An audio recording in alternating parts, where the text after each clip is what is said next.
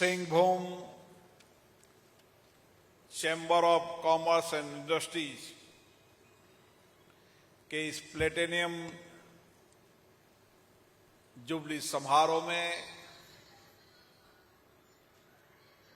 हमारे बीच में भारत के सरकार के रक्षा राज्य मंत्री श्री संजय सेठ जी, इस राज्य के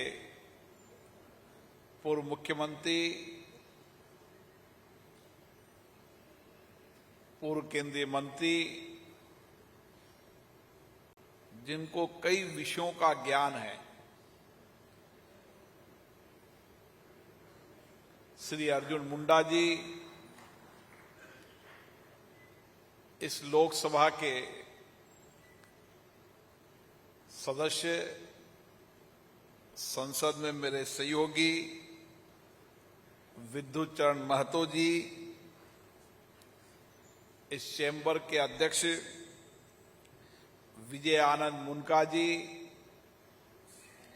मानव केडिया जी, अभिषेक अग्रवाल जी, अनिल मोदी जी, सभी चैम्बर के पूर्व पदाधिकारीगण और चैम्बर के सभी सदस्यगण, नमस्कार, जोहर।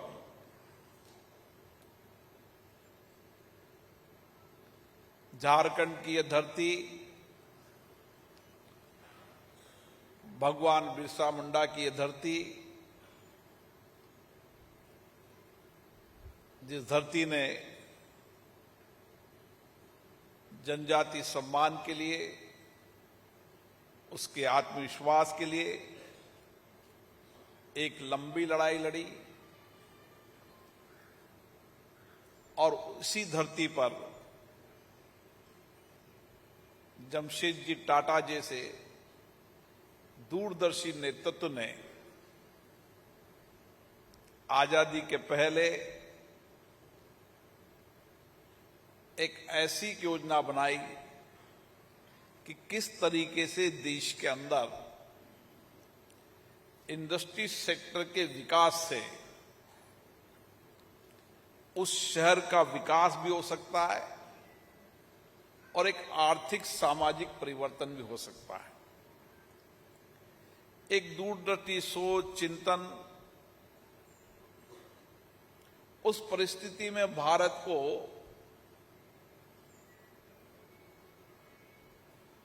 जब हम आजाद नहीं थे, लेकिन देश के कई नेताओं का आजादी के आंदोलन में योगदान रहा, देश के कई नेताओं का इस औद्योगिक सामाजिक विकास में योगदान रहा। उनका एक दूरदृष्टि चिंतन ही था कि इस जंगल के इलाके के अंदर क्या सोच और क्या दृष्टि रही होगी कि उन्होंने एक ऐसा नगर बसा दिया जहां इंडस्ट्रीज भी है, व्यापार भी है,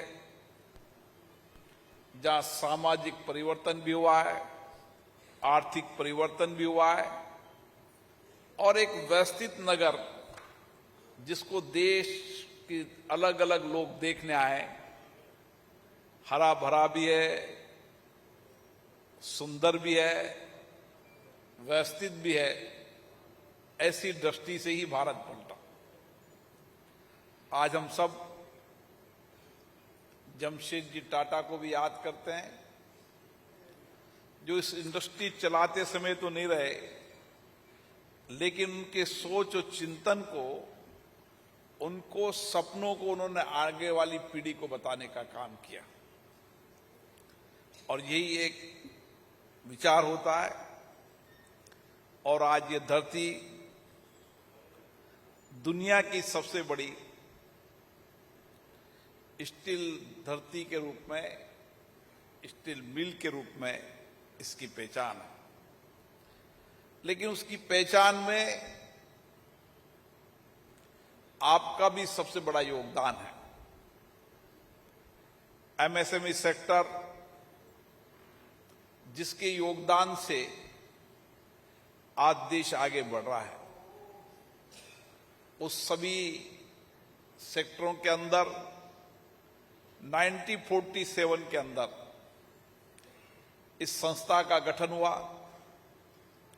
और इस संस्था के गठन के समय एक विचार आया होगा कि व्यापारी इंडस्ट्री सेक्टर के लोग आपस में बैठें, चर्चा करें, चिंतन करें, विचार करें कि किस तरीके से हमें व्यापारिक उद्योग क्षेत्र के अंदर जो नए नए परिवर्तन आएंगे, जो भविष्य के समय चुनौतियां भी आएगी, उन भविष्य की चुनौतियों, संभावनाओं को मिल बैठकर समाधान करने का प्रयास करें। आज इसी का परिणाम है कि इस 75 वर्ष की यात्रा में, जहां हम दो देश एक साथ आजाद हुए थे,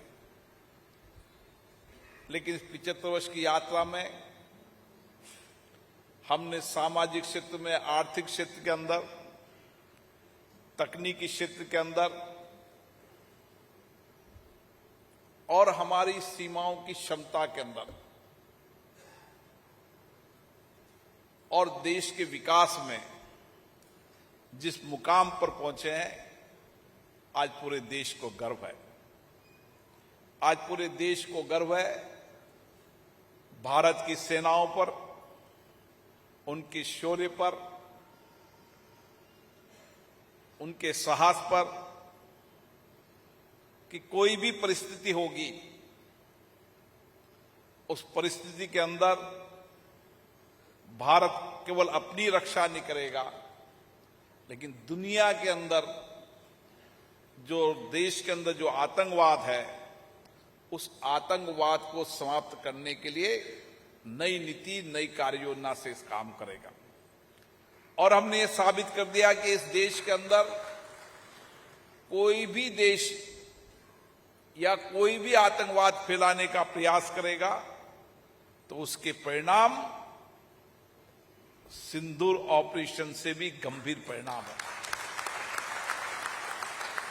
और भारत के प्रधानमंत्री जी ने पूरे देश को विचार दे दिया कि आतंकवाद के खिलाफ लड़ना है तो सामूहिकता से मिले, सब मिलकर लड़ें, और किसी भी देश में अगर आतंकवाद होता है या आतंकवाद दूसरा देश या दूसरे देश जो आतंकवाद को संरक्षण देने का काम करते हैं, उनको इसी तरीके का परिणाम भुगतना पड़े तो दुनिया से आतंकवाद समाप्त हो सकता है। आज हम सब लोग और वीर सैनिकों के साहस को, उनकी वीरता को, उनके तकनीकी ज्ञान पर पूरा देश गर्व करता है। लेकिन उस सब में कहीं न कहीं हमारे इंडस्ट्री सेक्टर का बहुत बड़ा योगदान है। एक समय होता था जब भारत में हम रक्षा के अंदर इंपोर्ट करने का ही काम करते थे। न हमारे पास तकनीकी थी, न कौशल था, न उद्यमिकता थी। लेकिन इस 75 वर्ष की यात्रा के अंदर, इस एक दशक के अंदर भारत के प्रधानमंत्री नई दृष्टि दी, नए विचार दिया कि हमें हर क्षेत्र में आत्मनिर्भर होना है और रक्षा के क्षेत्र में भी, रक्षा उपकरणों के अंदर भी हम आत्मनिर्भर बने। एक विचार के साथ काम किया और देश के इंडस्ट्रीज, नई सोच, नई चिंतन करने, नई इनोवेशन करने वाले हमारे वैज्ञानिकों, नई दृष्टि से काम करने वाले हमारे उद्योगपतियों के कारण आज भारत केवल रक्षा में आत्मनिर्भर नहीं, दुनिया के अंदर रक्षा उपकरण निर्यात का भी सबसे बड़ा देश बनने वाला है। ये सामर्थ्य सामूहिकता के साथ आता है, सबसे मिलकर आता है। और इसीलिए जब भारत के प्रधानमंत्री जी ने कहा कि हमें 2047 के अंदर विकसित भारत बनाना है, तो सबको हम मिलकर काम करना होगा, सामूहिकता से साथ काम करना होगा, दुनिया के बदलती हुई तकनीकी ज्ञान विज्ञान टेक्नोलॉजी के अनुसार काम करना होगा, दुनिया के अंदर बदलती हुई व्यापारिक प्रतिस्पर्धा के अंदर काम करना होगा। और मुझे खुशी है भारत के उद्योग व्यापार के लोग भी इसी दृष्टि और इसी चिंतन से काम कर रहे हैं। आज जमशेदपुर में आप बैठे हैं, मेरी अध्यक्ष जी से चर्चा हो रही थी कि धीरे धीरे हमें भी एक नया विचार दृष्टिकोण से काम करना होगा, क्योंकि दुनिया के अंदर चाहे इंडस्ट्री हो, चाहे व्यापारिक हो या कौशल हो, हर क्षेत्र के अंदर प्रतिस्पर्धा है और हमें इस प्रतिस्पर्धा युग के अंदर हमारे पास वह सामर्थ्य है जो दुनिया के पास नहीं है। हमारे पास एक कुशल मानव संसाधन है, हमारे पास बौद्धिक क्षमता, नए इनोवेशन, नए रिसर्च की क्षमता वाले नौजवान हैं और इसलिए दुनिया के अंदर युवा आबादी कम हो रही है, कौशल और कुशलता के नौजवानों की कमी हो रही है और भारत कौशल और कुशलता के अंदर लगातार आगे बढ़ रहा है। आज दुनिया के कई बड़े विकसित देशों में आपने देखा होगा कि वहां मानव संसाधन की कमी है। दुनिया के बड़े बड़े देश, जापान हो, रसिया हो, बड़े बड़े देश भारत में आते हैं और उनका मानना है कि बौद्धिक क्षमता में, नए चिंतन में, नए इनोवेशन के अंदर भारत के नौजवानों की क्षमता ज्यादा है। और आज भी मैं आपको बता सकता हूं, दुनिया के जितने भी बड़े देश हैं, उन बड़े देशों के अंदर भी, उस देश के विकास के अंदर भी भारत के नौजवानों का योगदान है। केवल तकनीकी क्षेत्र में नहीं, प्रोफेशनल क्षेत्र में नहीं, आप दुनिया की जितनी भी बड़ी इंडस्ट्री, सर्विस सेक्टर, टेक्नोलॉजी की जितनी भी कंपनियां लेंगे, उन कंपनियों के सीईओ भारत के हैं, वही कंपनी तेजी से आगे बढ़ रही है। तो हमारी क्षमता बहुत है, उस क्षमता के अधिकतम उपयोग हमें करने की आवश्यकता है। हमारे सोच चिंतन के अंदर देश रहता है और इसीलिए इंडस्ट्रीज के लोगों से मेरी बहुत अपेक्षा रहती है। किसी भी देश का विकास, चाहे सामाजिक विकास हो, चाहे आर्थिक विकास हो, चाहे विज्ञान के अंदर क्षेत्र के विकास हो, चाहे तकनीकी के अंदर हो, चाहे सर्विस सेक्टर के अंदर हो, हर क्षेत्र के अंदर आज भारत में संभावनाएं सबसे अधिक है। अवसरों की धरती भारत है और इसीलिए अवसरों और संभावनाओं की धरती होने के कारण हमें इस प्रतिस्पर्धा युग के अंदर हमें भी दुनिया से बेहतर टेक्नोलॉजी, बेहतर इनोवेशन पर काम करना होगा। हम जिस नगरी, टाटा नगरी में बैठे हैं, आज धीरे धीरे टेक्नोलॉजी के कारण लोगों के रोजगार घटते जा रहे हैं। लेकिन टेक्नोलॉजी के कारण रोजगार घट रहे हैं, लेकिन अगर हम दुनिया से प्रतिस्पर्धा करने लगेंगे तो हमारे रोजगार भी बढ़ेंगे और दुनिया के व्यापार इंडस्ट्री सेक्टर के अंदर हम नेतृत्व करने की क्षमता भी बढ़ेगी।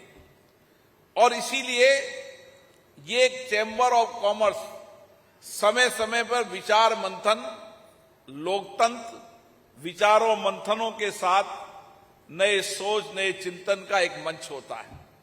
हम जब, जैसा अर्जुन मुंडा जी ने कहा कि जब एक साथ बैठते हैं तो बहुत सारे विचार आते हैं, नए विचारों का सर्जन होता है, दुनिया के अंदर जो इनोवेशन होता है उसके विचार विमर्श होते हैं भारत की भौगोलिक स्थिति, आर्थिक सामाजिक स्थिति के अनुसार विचार होते हैं। तो हमें ये लोकतंत्र का मंदिर ही हमारी चर्चा संवाद का केंद्र होता है। और इसीलिए जब प्लेटिनियम जयंती हो या अन्य समारोह, उसमें भी विचार आते हैं, लेकिन समय समय में नियमित संवाद, नियमित चर्चा दुनिया के इंडस्ट्री सेक्टरों से, सर्विस सेक्टर से, टेक्नोलॉजी के सेक्टर में, क्योंकि बदलते परिस्थितियों के अंदर टेक्नोलॉजी हो, एआई हो, इसका बहुत उपयोग होने वाला है।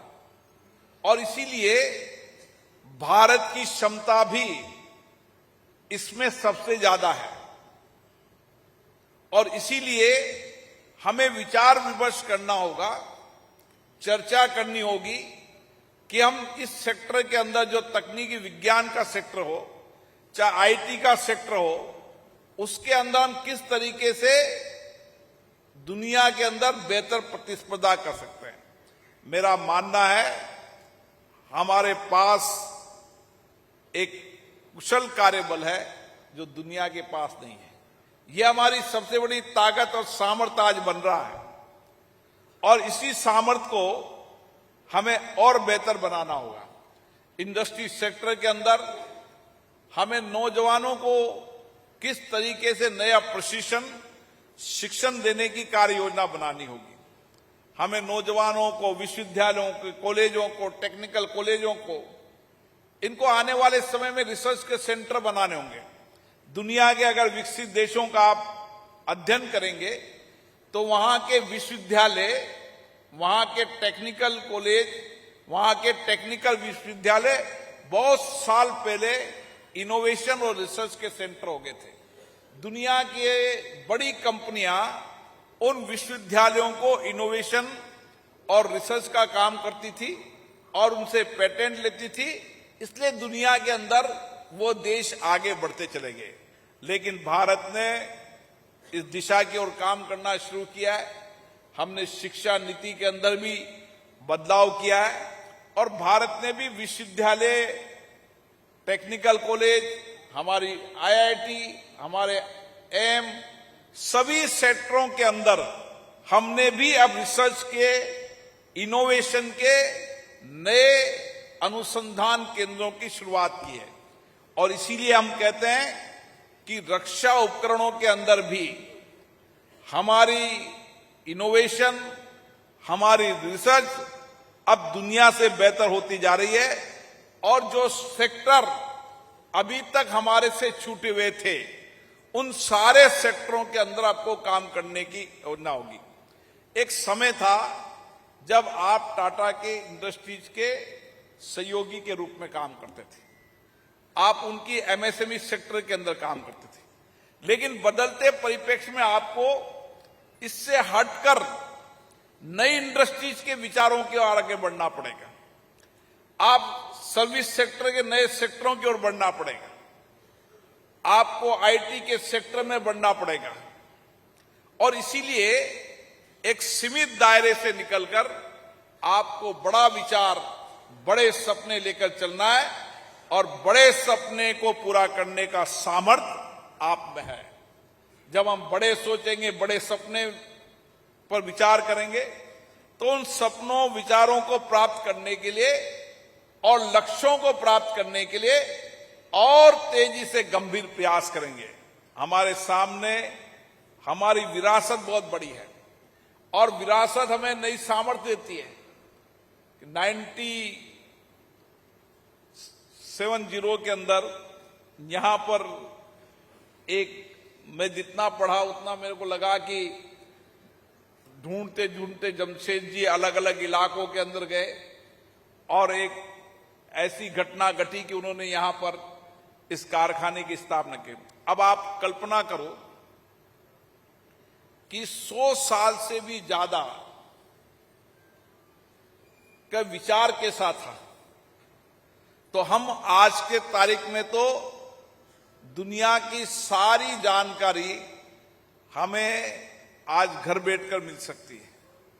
अब आईटी का जमाना, इंफॉर्मेशन टेक्नोलॉजी का जमाना इतना हो गया है कि आपको सारी जानकारी आप खुद यहाँ घर बैठकर प्राप्त कर सकते हैं।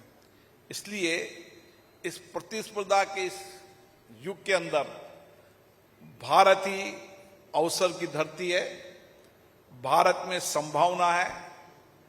दुनिया के बड़े इंडस्ट्री सेक्टर भी आज भारत की ओर देख रहे हैं। भारत की सरकार ने अपनी नीतियों, कार्यक्रमों में परिवर्तन करने का एक गंभीर प्रयास किया है। उद्योग व्यापार के अनुकूल नीतियां, पॉलिसी बनाने के लिए सरकार गंभीर प्रयास कर रही है।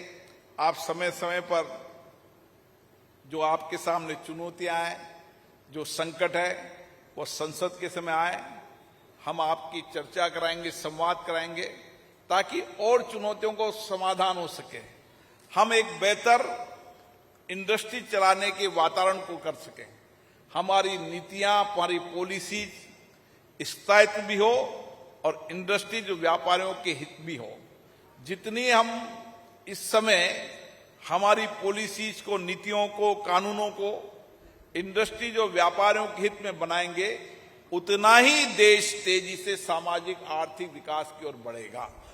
यही हमारे अवसर की धरती है और इसीलिए आप लोगों के साथ एक लंबे समय तक संवाद, चर्चा सरकार की चलनी चाहिए, राज्य सरकार की चलनी चाहिए, केंद्र सरकार की चलनी चाहिए।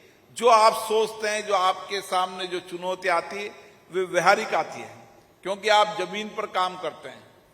जब जमीन पे काम करते हैं तो पॉलिसीज बनाने वालों को ठीक से मार्गदर्शन करने का काम करते हैं। और चैम्बर ऑफ इंडस्ट्रीज का काम यही है कि समय समय पर सरकार की नीतियां, पॉलिसी, कानून, इकोनॉमी की पॉलिसी या टेक्नोलॉजी की पॉलिसी, उन सब पॉलिसियों के अंदर आपका लगातार सार्थक चर्चा होती रहे, संवाद होता रहे, आप लोग बैठकर आपस में समय समय पर विचार विमर्श करते रहें और हमारे सांसद महोदय उस कड़ी के रूप में काम करते रहें। अध्यक्ष जी ने मुझे कुछ विषय ध्यान में डाला है, मैं सांसद महोदय समय समय पर आपके विषय को संसद में उठाते रहते हैं, जीरो ओवर में उठाते रहते हैं। मैं भी प्रयास करूंगा उन सब मंत्रीगणों से बुलाकर माननीय सांसदों की और संजय सेठ जी बैठकर हम चर्चा करेंगे और झारखंड के अंदर जो चुनौतियां हैं, उन चुनौतियों का कैसे समाधान हो सकता है, उसका रास्ता निकालेंगे। आप सब लोगों को इस प्लेटिनम जुबली की बहुत बहुत शुभकामनाएं, बहुत बहुत बधाई।